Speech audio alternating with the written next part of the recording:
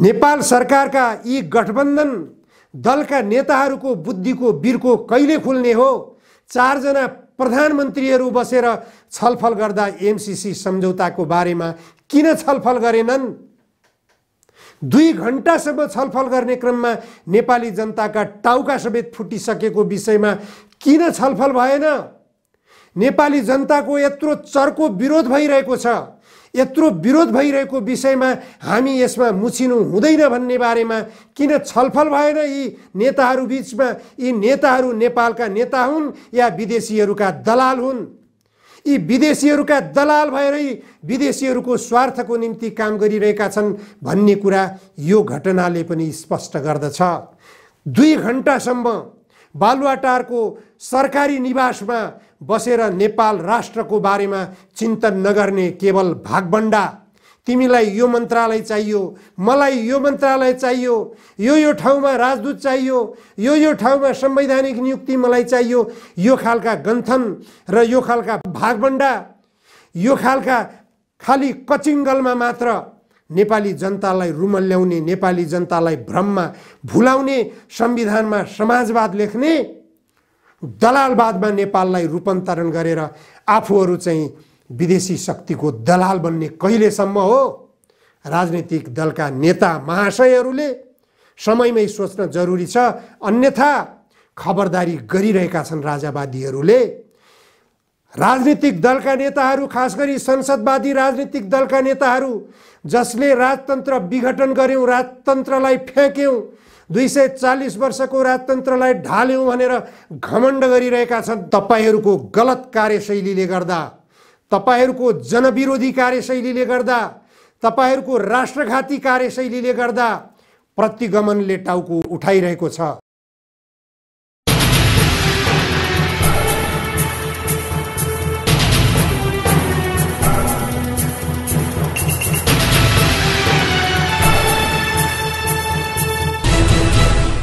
आजको जनचासोको 149 श्रृङ्खलामा जनधारणा खबरमा यहाँहरूलाई स्वागत छ। आज मैले यस भिडियोमा एमसीसी बारेमा चर्चा गर्नेछु। एमसीसी मातहतको एमसिए नेपालले के गर्दैछ नेपालमा, यो विशेष चर्चाको विषय हुनेछ। अफगानिस्तान मामिलाले पनि विशेष समस्या सृजना गरिरहेको छ। विश्वलाई 2 ध्रुवमा विभाजित गरेको छ अफगानिस्तान मामिलाले। रुसले बोलाएको बैठकमा अमेरिका अनुपस्थित हुने भनिरहेको छ भने यता भारतले पनि अफगानिस्तान मामिलामा बैठक बोलाउने तयारी गरिरहेको छ। यो विषय पनि आज छलफलको विषय रहनेछ। राजालाई सक्रिय बनाउने प्रयास भइरहेको छ राजावादीहरूबाट। यो कुरा केशरबहादुर बिष्टले खुलासा गर्नुभएको छ। राजसंस्था पुनरोदयको सम्भावना कति छ, यो विषय पनि मैले छलफलको विषय राखेको छु। नेपाली सेनाका प्रधान सेनापति प्रभु राम शर्मा भारत भ्रमणको तयारीमा हुनुहुन्छ। यता नेपालको 5 नम्बर प्रदेश लुम्बिनी प्रदेश भनिन्छ, जसलाई लुम्बिनी प्रदेशको राजधानी बनाउने भनेर त्यहाँ जग्गा अधिग्रहण गर्ने र सुकुम्बासीहरूलाई हटाउने अभियान जारी रहेको छ। यो सँगै सर्वप्रथम मैले नेपालमा बेमौसममा आएको बाढीले जुन वितण्डा मचायो, यो वितण्डाको बारेलाई प्रमुखताका साथ छलफलको विषय बनाएको छु। सर्वप्रथम हामी बाढीकै विषयमा छलफल गरौँ। प्रधानमन्त्री शेरबहादुर देउवा हेलिकप्टरबाट बाढीग्रस्त क्षेत्रमा निरीक्षण गर्न जानुभएको छ। सरकारले बाढी पीडितहरूलाई प्रति घर परिवार राहत प्याकेज पनि घोषणा गरेको छ। 5 देखि 15 हजारसम्मको यो राहत प्याकेजले जनतालाई खासै राहतको महसुस गराउने छैन भन्ने कुरा स्पष्ट छ। तैपनि सरकारले आफूले जति सकेको हो त्यो सकेको राहत उपलब्ध गराउने प्रतिबद्धता जनाएको छ।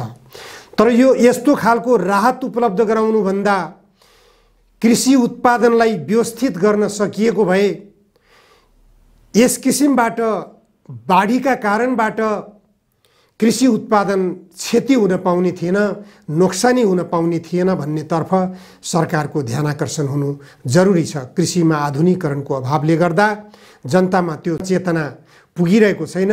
जनतामा चेतनाको अभावले पनि यो सामान्य बाढी र बर्खाको कारणबाट पनि उत्पादन भएर घरभित्र भित्र्याउने तयारीमा रहेको धान भित्र्याउनबाट जनता वञ्चित भएका छन्। यसले भुकमरीको सामना गर्नुपर्ने निश्चित छ।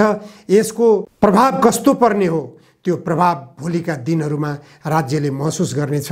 बाहिरबाट धान चामल आयात गर्नु परिरहेको अवस्थामा 45 अर्ब रुपैयाँको चामल नेपालले आयात गरिरहनु परेको छ। यस्तो अवस्थामा सामान्य रूपमा उत्पादन भइरहेको धान पनि यस वर्ष नोक्सानी भइरहेको छ। अब चामल आयात गर्नुपर्ने दर अझै बढेर जाने देखिएको छ। यसैबीच नेपाली सेनाका प्रधान सेनापति प्रभुराम शर्मा भारत भ्रमणमा जाने तयारी गरिरहनु भएको छ। यो भ्रमणलाई अहिलेसम्म नेपाली सेनाले सार्वजनिक गरेको छैन, गोप्य नै राखिएको छ। भारतका स्थल सेनाध्यक्ष मनोज मुकुन्द नरवाणेको निमन्त्रणामा प्रधान सेनापति शर्मा भारत भ्रमणमा जाने तयारी भइरहेको बेला नेपालमा प्रधान सेनापतिले भारत र नेपाल बीच विद्यमान सीमा समस्या बारेमा कुरा उठाउनु पर्ने, भारतले अतिक्रमण गरेको नेपाली भूभाग बारेमा कुरा उठाउनु पर्ने, भारतले नेपाली सैनिक ब्यारेकहरू माथिबाट भारतीय सेनाको हेलिकप्टर उडाउने काम गरेर आतंक सृजना गर्ने गरिरहेको बारेमा कुरा उठाउनु पर्ने, नेपाली भूमि कालापानीमा भारतले सैनिक ब्यारेक विगत वर्षौंदेखि राख्दै आएको छ र नेपाली भूमि लिपुलेक र लिम्पियाधुरा अतिक्रमण गरेको छ र त्यहाँ नेपाली भूभाग अतिक्रमण गरेर सडक निर्माण गर्ने काम गरिरहेको छ। यस्ता कामहरू बारेमा नेपाली सेनाका प्रधान सेनापतिको भ्रमण हुँदाखेरि निश्चित रूपमा यो विषयमा छलफल हुनेछ र दुई देश बीचको मित्रतापूर्ण सम्बन्धलाई प्रगाढ बनाउनेतर्फ प्रधान सेनापतिको भ्रमणले कामयाबी परिणाम दिनेछ भन्ने विश्वास नेपाली जनमानसले गर्नु स्वाभाविक हो। तथापि नेपाली सेनाका तर्फबाट यो भ्रमणलाई अहिलेसम्म सार्वजनिक नगरिएकाले यो कस्तो खालको भ्रमण हो, कुन उद्देश्यका लागि हुन गइरहेको भ्रमण हो भन्ने बारेमा स्पष्ट हुन सकिरहेको छैन। नेपालका राजावादीहरू राज संस्थालाई पुनर्स्थापना गर्न यो देशमा गणतन्त्र स्थापना भएदेखि नै लागिरहेका छन्। सानो सानो झुण्डका रूपमा रहेका गुटगत गतिविधि गर्दै आएका राजावादीहरूलाई एकजुट गराउने र एकताबद्ध गराउने प्रयास राजाबाट भइरहेको छ भन्ने कुरा राजावादीहरूले नै खुलासा गरिरहेका छन्। अहिले राजावादीहरूले अन्तर्वार्ता मार्फत वक्तव्य मार्फत बोल्ने गरिरहेका छन् र उनीहरूले सकेसम्म राजालाई सक्रिय बनाउने, राजालाई केही स्पेस दिएर श्रीपेच लगाएर नारायण हिटीमा बसाल्नुपर्ने आवाज उठाउँदै आइरहेका छन्। देशमा गठबन्धन दलहरूले सत्ता सञ्चालनमा राम्रो परिणाम दिन सकिरहेका छैनन्। विदेशी हस्तक्षेप भइरहेको अनुभूति गठबन्धन दलका नेताहरूले पनि गरिरहेका छन्। गठबन्धन दलका नेताहरूले पटक पटक समस्या समाधानको निम्ति आपसमा बैठक पनि गर्ने गरिरहेका छन्। 5 गठबन्धन दल मिलेर बनेको अहिलेको गठबन्धन सरकार अब जनमोर्चा बाहिरिएपछि अब 4वटा गठबन्धन दलको सरकार बन्न गएको छ। यसमा नेपाली कांग्रेस, नेकपा माओवादी केन्द्र, नेकपा एकीकृत समाजवादी र जनता समाजवादी पार्टी, यी तीनै पार्टीका प्रमुख नेताहरूमा 1 जना बहालवाला प्रधानमन्त्री र 3 जना पूर्व प्रधानमन्त्रीहरू रहेको अवस्था छ। हिजो मात्र बालुवाटार प्रधानमन्त्री निवासमा अरु 3 जना प्रधानमन्त्री गरी 4 जना प्रधानमन्त्रीको गोप्य बैठक पनि सम्पन्न भएको छ। 2 घण्टासम्म चलेको 3 जना पूर्व प्रधानमन्त्री र 1 जना बहालवाला प्रधानमन्त्रीको बैठकले मन्त्री पद भागबण्डाको विषयमा छलफल गरेको जानकारी प्राप्त भएको छ। अझै पनि मन्त्री पद भागबण्डा गर्ने बारेमा नेताहरू बीचमा कुरो मिलेको छैन भन्ने कुराको ज्वलन्त उदाहरण देखिएको छ। रोचक कुरा त के छ भने प्रधानमन्त्री र 3 जना भूपू प्रधानमन्त्रीहरू बीच छलफल सम्पन्न भइसकेपछि मध्यरातमा प्रचण्डले प्रधानमन्त्री निवाससँग पर्खाल जोडिएको पल्लापट्टि प्रधान न्यायाधीशको निवासमा मध्यरातमा प्रवेश गर्नुभएको छ र प्रधान न्यायाधीशसँग लामो भलाकुसारी गरेर प्रधान न्यायाधीश निवासबाट प्रचण्ड बाहिरिनु भएको कुरा पनि आएको छ। यो चर्चाले राजनीतिक क्षेत्र तातिएको छ। अदालतमाथि सेटिङमा चलेको आरोप लागिरहेको बेला र सर्वोच्च अदालतमा धेरै राजनीतिक मुद्दाहरू विचाराधीन अवस्थामा रहेको बेला, खास गरी नेकपा माओवादी केन्द्रको समेत स्वार्थ जोडिएको मुद्दा सर्वोच्च अदालतमा विचाराधीन रहेको अवस्थामा माओवादी केन्द्रका अध्यक्ष प्रचण्डले प्रधान न्यायाधीशको निवासमा मध्यरातमा किन प्रवेश गर्नुभयो भन्ने कुराले जिज्ञासा पैदा गराएको छ। यसले एक किसिमको तरङ्ग पनि सृजना गरेको छ। एमसीसी सम्झौता नेपालमा कार्यान्वयन गर्नको निम्ति विभिन्न पूर्वाधारहरू खडा गरिएका थिए। ती पूर्वाधारहरू मध्येमा एउटा पूर्वाधार महत्त्वपूर्ण रहेको छ। त्यो भनेको सङ्घीय संसदबाट एमसीसी सम्झौतालाई पारित गर्ने शर्त। यो शर्त अहिलेसम्म पुरा भएको छैन।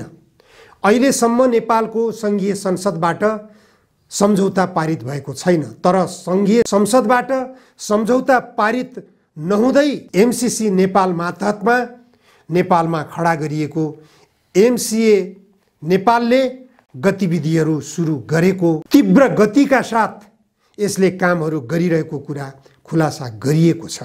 करिब 385 रोपनी क्षेत्रफल ओगट्ने सब स्टेसनका लागि जग्गा अधिग्रहण गर्नुपर्ने काम अन्तिम चरणमा पुगेको एमसीए नेपालले तथ्याङ्क सार्वजनिक गरेको छ।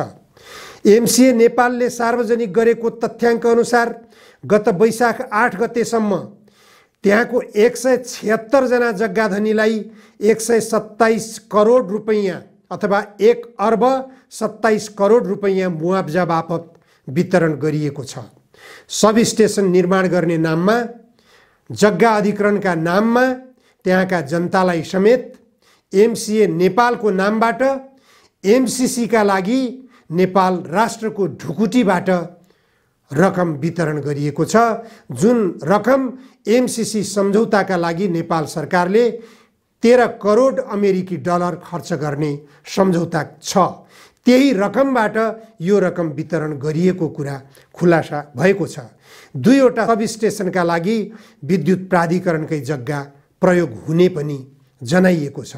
एमसीसीको लागि नेपाल विद्युत प्राधिकरणका जग्गाहरू 2वटा सब स्टेसनको लागि प्रयोग गरिने पनि यस प्रगति विवरणमा एमसीए नेपालले सार्वजनिक गरेको छ।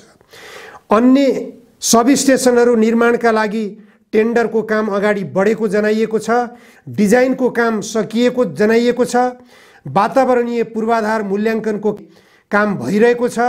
आयोजना क्षेत्रमा पर्ने जग्गाको रुखको गणनाका लागि वन मन्त्रालयसँग सहमति माग्ने काम भइरहेको छ। यसले करिब 10 जिल्लालाई समेट्ने भएकाले ती जिल्ला वन कार्यालयहरूसँग पनि पत्राचार भइरहेको एमसीए नेपालले जनाएको छ।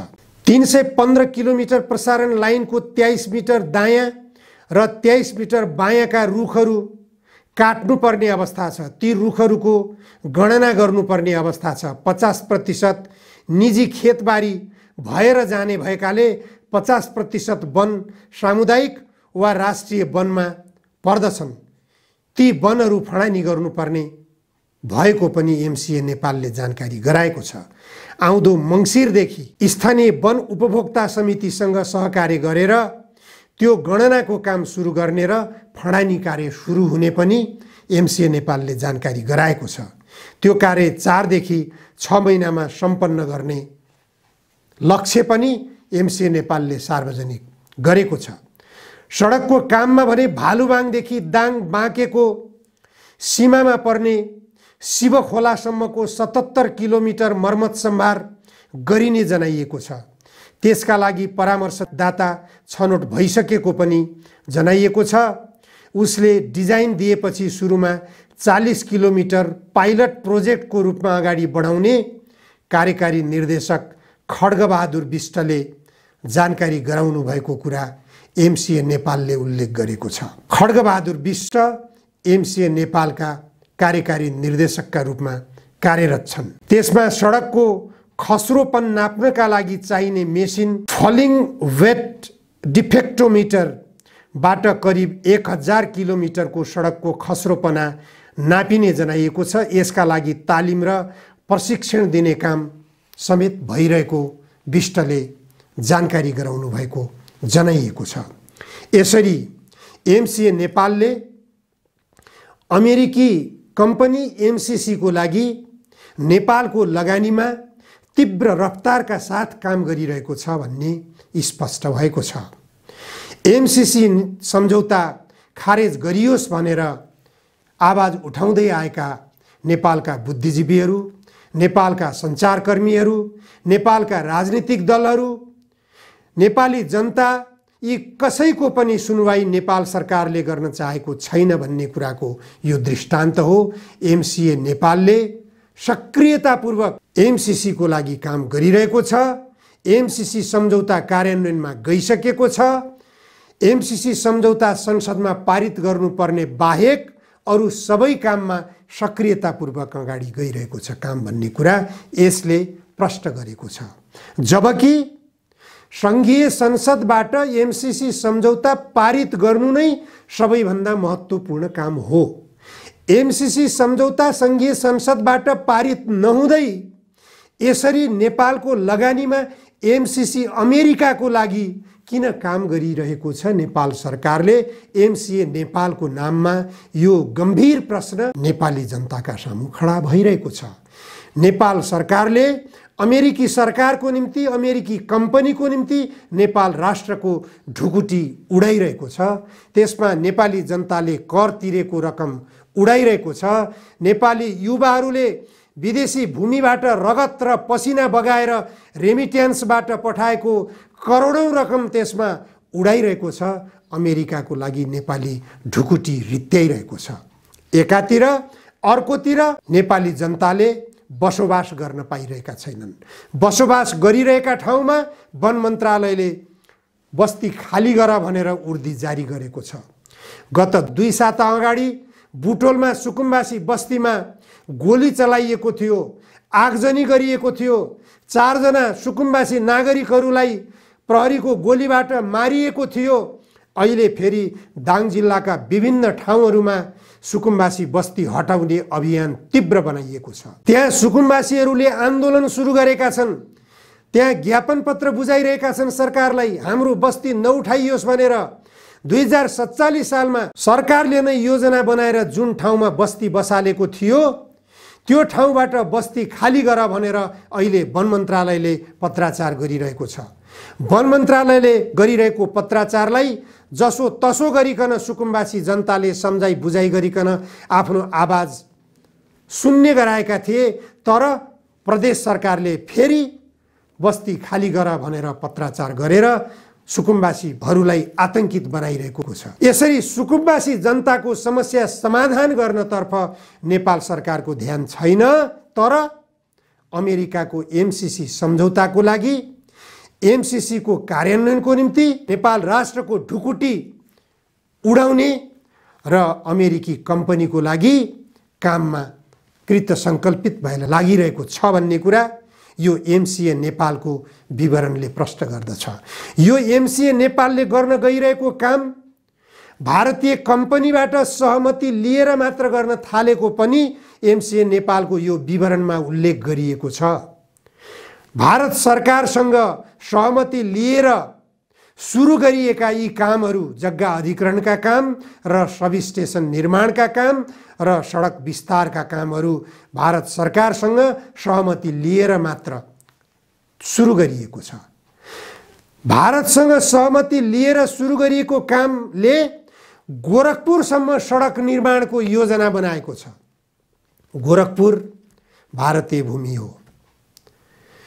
नेपालको भैरवा हुँदै गोरखपुरसम्म पुग्नुपर्ने सडक नेपालले निर्माण गर्नुपर्ने आवश्यकता किन पर्यो? यो नेपालका राजनीतिक दलका नेताहरूको बुद्धिको बिर्को कहिले खुल्ने हो? नेपालका नदीहरूबाट नेपालमा विद्युत उत्पादन गर्ने, नेपाललाई अमेरिकाले तथाकथित अनुदानको नाममा नेपालको कानुनलाई, संविधानलाई एमसीसी सम्झौताको मातहतमा राखेर नेपालको संविधानलाई निष्क्रिय बनाएर भारतको गोरखपुरमा लगेर विद्युत भण्डारण गर्ने गरिकन यो सम्झौता कार्यान्वयन किन गर्न खोजिएको छ? नेपाल सरकारका यी गठबन्धन दलका नेताहरूको बुद्धिको बिर्को कहिले खुल्ने हो? 4 जना प्रधानमन्त्रीहरू बसेर छलफल गर्दा एमसीसी सम्झौताको बारेमा किन छलफल गरेनन्? 2 घण्टासम्म छलफल गर्ने क्रममा नेपाली जनताका टाउका समेत फुटिसकेको विषयमा किन छलफल भएन? नेपाली जनताको यत्रो चर्को विरोध भइरहेको छ, यत्रो विरोध भइरहेको विषयमा हामी यसमा मुछिनु हुँदैन भन्ने बारेमा किन छलफल भएन? यी नेताहरू बीचमा यी नेताहरू नेपालका नेता हुन् या विदेशीहरूका दलाल हुन्? यी विदेशीहरूका दलाल भएरै विदेशीहरूको स्वार्थको निम्ति काम गरिरहेका छन् भन्ने कुरा यो घटनाले पनि स्पष्ट गर्दछ। 2 घण्टासम्म बालुवाटारको सरकारी निवासमा बसेर नेपाल राष्ट्रको बारेमा चिन्तन नगर्ने केवल भागभण्डा, तिमीलाई यो मन्त्रालय चाहियो, मलाई यो मन्त्रालय चाहियो, यो ठाउँमा राजदूत चाहियो, यो ठाउँमा संवैधानिक नियुक्ति मलाई चाहियो, यो खालका गन्थन र यो खालका भागभण्डा, यो खालका खाली कचिङ्गलमा मात्र नेपाली जनतालाई रुमल्ल्याउने, नेपाली जनतालाई भ्रममा भुलाउने, संविधानमा समाजवाद लेख्ने, दलालवादमा नेपाललाई रूपान्तरण गरेर आफूहरू चाहिँ विदेशी शक्तिको दलाल बन्ने कहिलेसम्म हो? राजनीतिक दलका नेता महाशयहरूले समयमै सोच्न जरुरी छ, अन्यथा खबरदारी गरिरहेका छन् राजावादीहरूले। राजनीतिक दलका नेताहरू, खास गरी संसदवादी राजनीतिक दलका नेताहरू जसले राजतन्त्र विघटन गर्यौं, राजतन्त्रलाई फ्याँक्यौं, 240 वर्षको राजतन्त्रलाई ढाल्यौं भनेर घमण्ड गरिरहेका छन्। तपाईहरूको गलत कार्यशैलीले गर्दा, तपाईहरूको जनविरोधी कार्यशैलीले गर्दा, तपाईहरूको राष्ट्रघाती कार्यशैलीले गर्दा प्रतिगमनले टाउको उठाइरहेको छ। तपाईहरूले भन्दै आउनु भएको प्रतिगमन राष्ट्र संस्था हो, त्यो राष्ट्र संस्था पुनर्स्थापनाको निम्ति प्रयास भइरहेको छ। राष्ट्र संस्था पुनर्स्थापना भयो भने फेरि नेपाली जनताहरूले राष्ट्र संस्थाको विरुद्धमा आन्दोलन गर्ने छैनन् भन्ने कुरा तपाईहरूले हेक्का राख्न जरुरी छ। नेपाली जनताको चाहना अनुसार शासन गर्नुस्। नेपाली जनताको चाहना के छ? नेपाली जनताले एमसीसी सम्झौता चाहेका छैनन्। श्रीलङ्काले फिर्ता गर्न सक्छ, बङ्गलादेशले फिर्ता गर्न सक्छ, पाकिस्तानले प्रवेशै दिन सक्दैन। भारतलाई यो सम्झौताको आवश्यकता छैन भने नेपाललाई किन आवश्यकता पर्यो? यो नेपाली जनताले अस्वीकार गरिरहेको एमसीसी सम्झौता अस्वीकार गर्नुस्। नेपाली जनतालाई सुशासनको प्रत्याभूति दिनुस्। सुकुम्बासी जनतालाई आतंकित नबनाउनुस्। नेपाललाई औद्योगिकरणतर्फ लैजानुस्। औद्योगिकरणको लहर सृजना गर्नुस्। नेपालबाट बाहिरिएका युवाहरूलाई देशभित्र रोजगारीको सृजना गर्नुस्। बन्द बाकसमा त्रिभुवन अन्तर्राष्ट्रिय विमानस्थलमा विदेशबाट युवाहरूका लासहरू फर्किने कारुणिक दृश्य बन्द गर्नुस्। यो दृश्य सदैव प्रत्येक दिन नेपाली जनताले देखिरहनु परेको छ। यो दृश्य देख्दै त्रिभुवन अन्तर्राष्ट्रिय विमानस्थलमा रोइरहने वातावरणबाट नेपाली जनतालाई मुक्त गर्नुस्। नेपाललाई समाजवाद चाहिएको छ। संविधानले दिएको बाटो हो समाजवाद। समाजवादको निम्ति सबभन्दा पहिले तपाईहरूले नेपाललाई आत्मनिर्भर बनाउने प्रयास गर्नुस्। आत्मनिर्भर बनाउनको निम्ति नेपालको जल सम्पदा नेपालले प्रयोग गर्ने गरी काम गर्न जरुरी छ। नेपालका विद्यार्थीहरूलाई निशुल्क पठन पाठनको व्यवस्था गर्नुस्। नेपालका अस्पतालहरूमा नेपाली जनतालाई निशुल्क स्वास्थ्य उपचारको व्यवस्था गर्नुस्। समाजवादका प्रारम्भिक प्रस्थान बिन्दु हुन् यी। शिक्षा, स्वास्थ्य, घाँस बास र कपासको व्यवस्था नेपाली जनतालाई गर्न सकिँदैन भने यो गणतन्त्र, यो लोकतन्त्र, यो संसदवाद दलाल व्यवस्था हो। विदेशीहरूको दलाल व्यवस्थालाई अन्त्य गर्न जनमत सङ्ग्रहको बाटो खोल्नुहोस्। वैज्ञानिक समाजवाद नेपाली जनताको रोजाइ हुनेछ। हस्, अहिलेलाई यति मात्र। धन्यवाद।